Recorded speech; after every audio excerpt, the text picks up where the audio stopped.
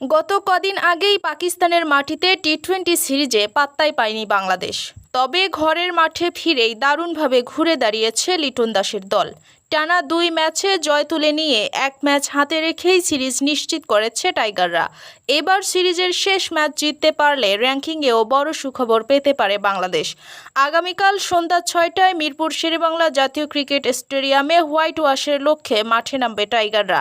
একসময়ের বিশ্ব চ্যাম্পিয়ন পাকিস্তান বর্তমানে টি-20 র্যাঙ্কিংয়ের 8 নম্বরে, আর বাংলাদেশ আছে 2 ধাপ পিছিয়ে 10 নম্বরে।